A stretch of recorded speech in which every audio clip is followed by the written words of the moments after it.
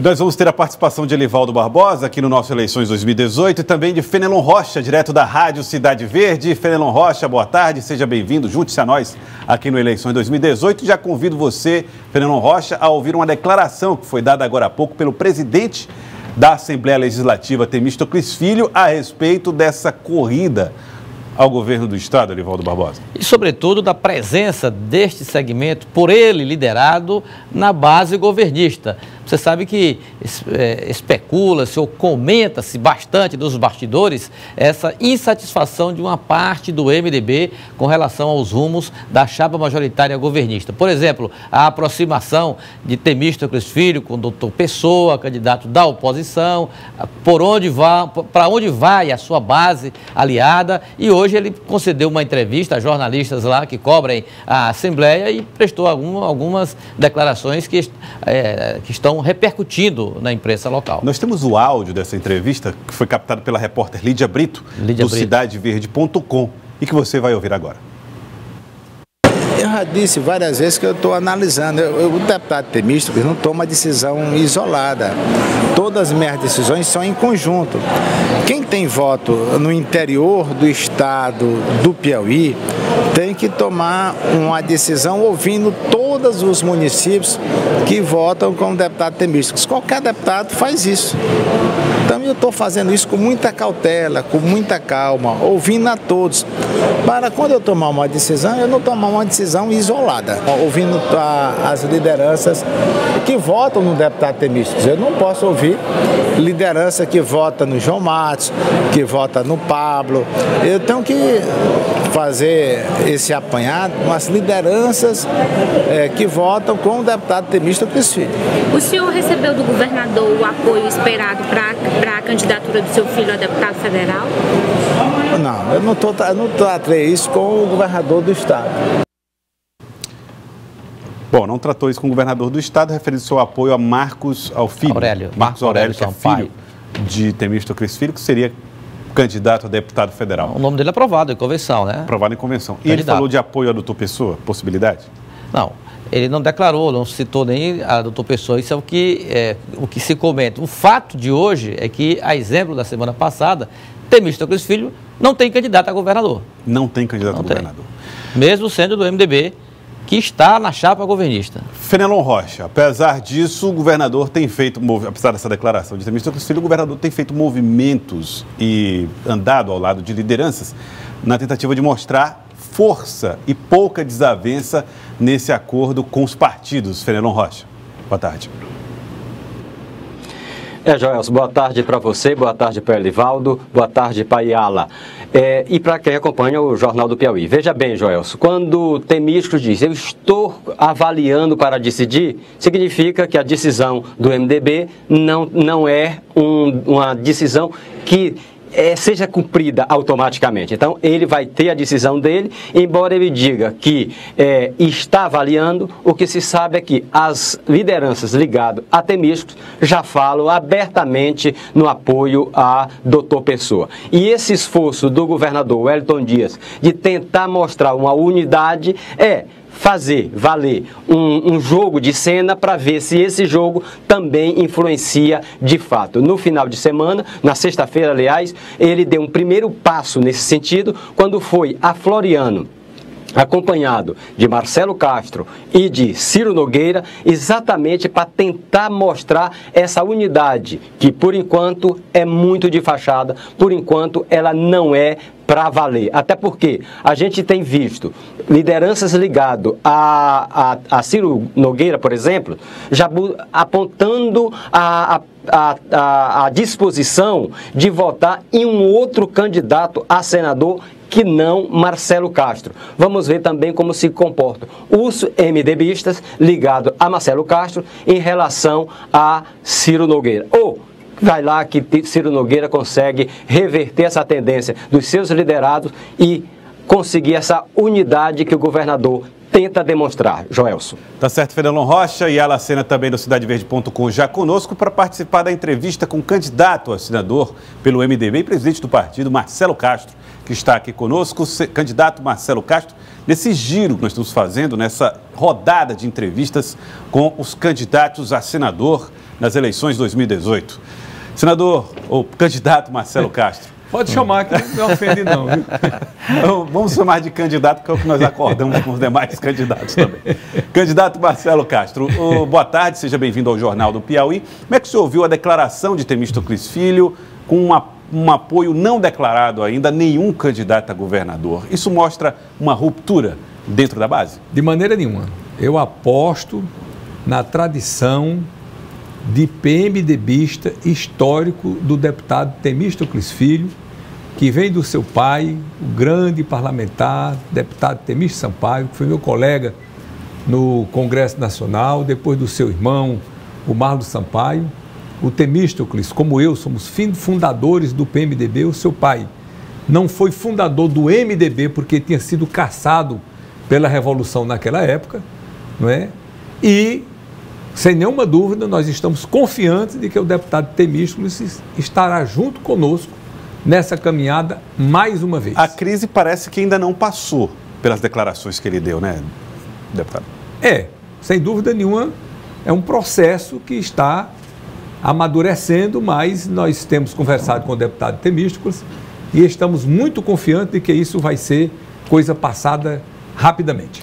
E a consistência do palanque governista, da chapa majoritária governista, ela é real, é fato, já está pronta para a campanha a partir do dia 16 de agosto?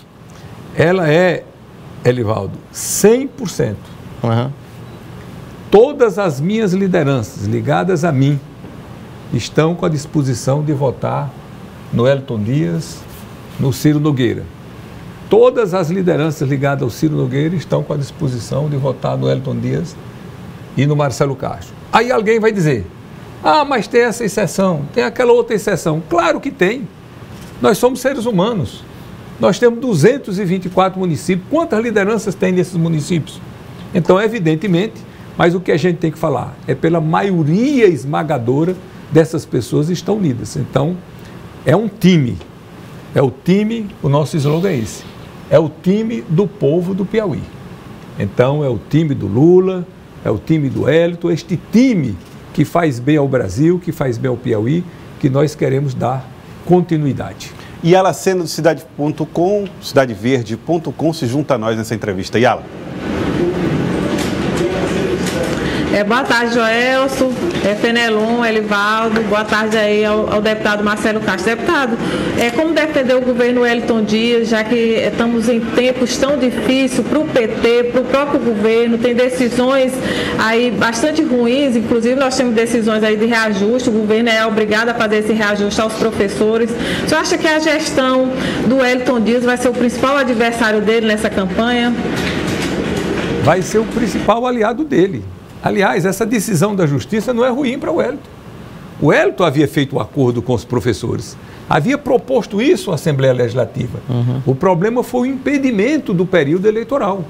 Então, essa decisão só fortalece a posição do governador Wellington Dias, que ele estava impossibilitado de cumprir, né, pelo impedimento da legislação eleitoral, e agora ele vai cumprir, né, determinado pela Justiça, aquilo que havia acertado com o sindicato, né, com os professores. Graças a Deus que esse juiz lúcido, Joaquim Santana, deu a decisão em boa hora para acabar este problema e, com certeza, esperamos que os professores agora voltem às atividades que já estavam prejudicando os alunos. Agora, existem outros episódios da gestão Wellington Dias mais recentes, desde o atraso no pagamento de fornecedores terceirizados. É hora de dizer, quem não os tem? Nós estamos no Brasil, que está vivendo talvez a pior recessão de toda a sua história. Estados como Rio de Janeiro, estado segundo maior renda per capita do Brasil, estado tradicional como Rio Grande do Sul, Minas Gerais, Sergipe, Rio Grande do Norte, todos com salários atrasados, com salários parcelados, e nós aqui no Piauí estamos com dificuldade. Ninguém desconhece isso, mas não estamos com salários atrasados. Estamos com a água no pescoço, mas estamos respirando. Então, o estado do Piauí, graças a Deus, é no momento um exemplo para o país de um estado que está com todas as dificuldades. Todo mundo sabe das dificuldades que tem o Piauí, mas nós estamos navegando. E isso devemos à estabilidade, à segurança, ao comando do nosso governador Wellington Dias. Fenelon Rocha, da Rádio Cidade Verde. Candidato Marcelo Castro, o senhor pretende ir para o Senado e no Senado, no próximo governo, provavelmente vai ter que enfrentar alguns temas polêmicos, por exemplo, a reforma da Previdência. Todos os candidatos reconhecem que algo precisa ser feito. Que reforma da Previdência o senhor acha que o Brasil precisa fazer? Uma reforma que seja justa, que não penalize o mais pobre, aquele que está na base da pirâmide. Por exemplo, essa reforma que estava sendo proposta, eu disse aqui no programa com o Elivaldo, com a Nádia Rodrigues, que eu não votaria a favor desta reforma. Por quê? Porque ela penalizava o trabalhador rural de uma maneira muito injusta. E eu disse na época, isso é uma proposta de reforma feita em 4 paredes de pessoas que desconhecem completamente a realidade do Nordeste, de estados pobres como o Brasil.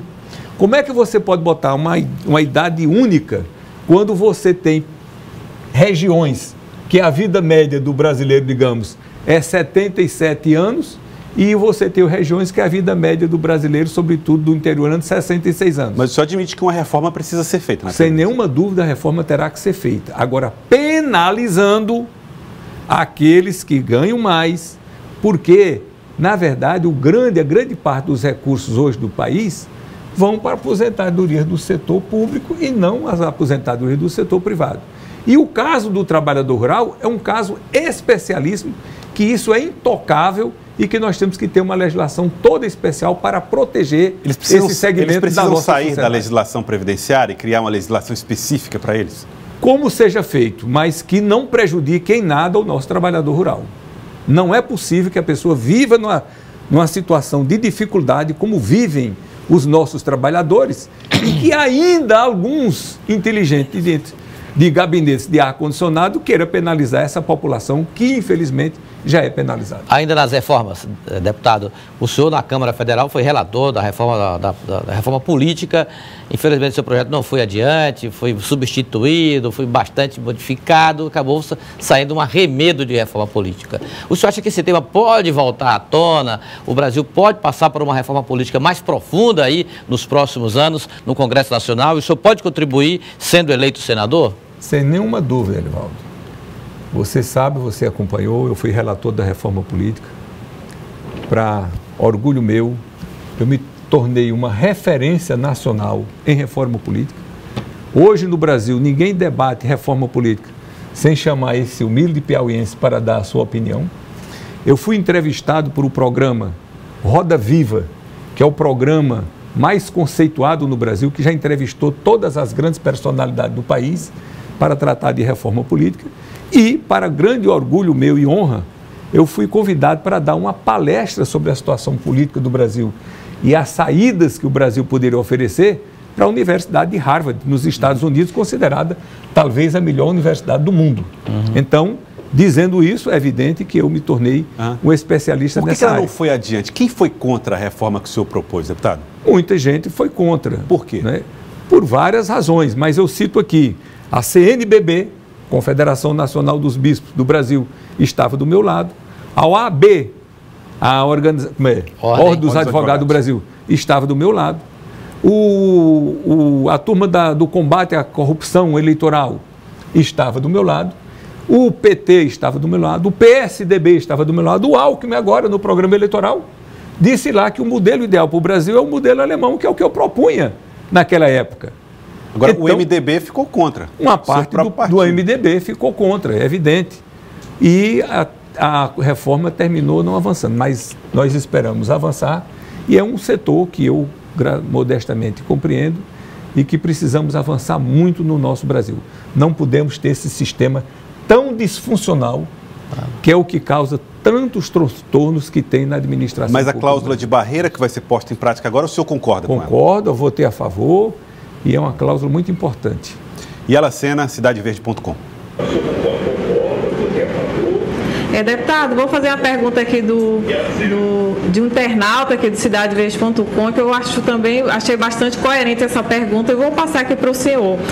Deputado, o que o senhor pretende fazer, ser eleito senador, para que o Piauí não precise usar dinheiro de empréstimo para realizar grandes obras de infraestrutura, como, por exemplo, a duplicação das BRs? Falta força e empenho da bancada federal para que os recursos do governo federal cheguem ao Estado? É a pergunta aí do internauta, deputado. E sinto muita vontade de tratar deste assunto, porque quando o Lula foi eleito presidente da República e o Wellington assumiu o governo do Estado, eu pude indicar o chefe do DENIT aqui do Piauí. E naquela época foi publicada uma revista nacional da CNT, Confederação Nacional dos Transportes, que dizia que das 10 estradas federais do Piauí, as piores, 6 estavam no Piauí. E aí nós fizemos um trabalho para trazer recursos para as nossas BRs, e quando eu chegava no ministro dos transportes lá em Brasília, ele virava para mim, que era o Alfredo Nascimento, senador da República, disse: Marcelo, rapaz, o que é que tu queres aqui? Porque tu sabes que as estradas do Piauí hoje são as melhores do Brasil. Eu me recordo que aqui mesmo nessa televisão, várias vezes, por várias oportunidades, eu disse aqui, eu digo, hoje no estado do Piauí não tem um buraco em nenhuma estrada federal do nosso estado, em nenhuma BR. Mas ao mesmo tempo havia algumas deficiências. A BR-135, por exemplo. Não tinha uma deficiência, tudo, não tinha um buraco nas estradas.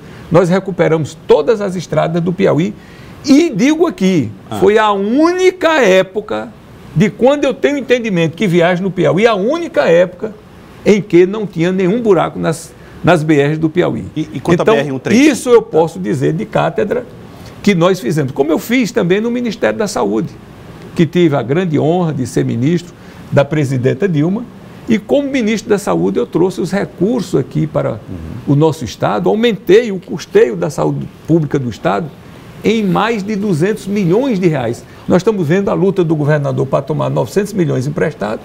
Ora, que tem que pagar com juro, correção monetária, eu trouxe em 4 anos 800 milhões de reais para o Piauí, que são perenes, nunca vão deixar de existir. A população do Piauí toda reconhece que o HUT hoje está modernizado, foi ampliado, está melhor equipado, funciona muito melhor. Nós temos uma gestão competente lá com o doutor Gilberto à frente, que saiu no programa aqui hoje, mas sem nenhuma dúvida, foram imprescindíveis, são indispensáveis os 60 milhões de reais que o HUT recebe todo ano, a mais do que o que eu recebia, que eu mandei para o HUT funcionar. Como aumentei, praticamente dobrei todos os recursos da saúde, como em Parnaíba, que eu criei um centro de tratamento de câncer, a rede de urgência e emergência, credenciei os leitos de UTI, tudo para melhorar a saúde do nosso estado. Fizemos um trabalho, um planejamento complexo, descentralizando a saúde do nosso estado, e como senador da República, será uma das minhas bandeiras, Elivaldo. É exatamente dar continuidade a essa descentralização para que a pessoa possa receber o benefício da saúde lá próximo da sua cidade. Imagina, Joelson, um camarada de Santa Filomena que tem um problema de rins, que precisa fazer uma diálise. Você imagina essa pessoa ter que se deslocar para Teresina, que precisa fazer um tratamento de câncer, que precisa se deslocar para Teresina. Não. O nosso planejamento, e é o que eu vou dar continuidade a isso, sendo senador da República, é para promover essa descentralização. Parnaíba vai ser um centro de saúde para resolver praticamente 100% dos problemas, Picos, outro centro de saúde para resolver, outro polo de saúde para resolver praticamente todos os problemas, reforçar Oeiras, Floriano, São Raimundo Nonato, Bom Jesus, e tem, enfim, todas as cidades, mas essencialmente essas daí, para que a pessoa possa ser atendida próximo de onde mora, porque um tratamento de câncer, por exemplo, é demorado. Em Parnaíba, toda semana vinha uma van aqui 3, 4 vezes por semana, trazendo doente para fazer radioterapia. Hoje não. É feito logo. Claro, isso é um trabalho importante que nós estamos, porque isso é dignidade. Nós temos que estar tratando daquilo que é mais importante na vida das pessoas, que é as suas vidas, que é a sua saúde. E é essa uma das grandes bandeiras que eu vou levar para quando, se o povo assim desejar, eu fui eleito senador da República. Vamos ouvir Fenelon Rocha, da Rádio Cidade Verde. Candidato Marcelo Castro, o Brasil reclama uma reforma fiscal, particularmente estados como o Piauí. Mas nós estamos no Piauí em que o governo foi um dos que mais aumentou certas alíquotas de imposto, como por exemplo de combustível, onde o Piauí é um dos recordistas. Como é que o senhor se posiciona diante de uma reforma, da necessidade ou não de uma reforma fiscal e olhando esse comportamento do governo do estado? Essa vai ser outra grande bandeira que eu vou abraçar, a causa nordestina. O nordestino hoje, para a vergonha nossa, só ganha a metade da renda, só tem a metade da renda per capita do Brasil. Aqui nós temos o principal bolsão de miséria. Qual é o setor hoje no Piauí que mais se destaca? É o setor do agronegócio. Este ano nós estamos batendo o recorde de produção de grãos. Vamos ultrapassar pela primeira vez na nossa história, Elivaldo, 4 milhões de toneladas de grãos. Qual é o ponto negativo que existe nisso? É que nós estamos exportando para o Ceará, para Recife, para o Nordeste, para o mundo, os grãos. Nós queremos promover a industrialização disso daí, a verticalização. Para ao invés da gente mandar soja para o Ceará, a gente já mandar o frango, já mandar o leitão, já mandar o queijo, produzido aqui no Piauí. Isso é possível, deputado? Porque há muito tempo atrás já se fala dessa possibilidade de agregar valor à produção aqui. Aí o seguinte, preste atenção que isso aqui é importante.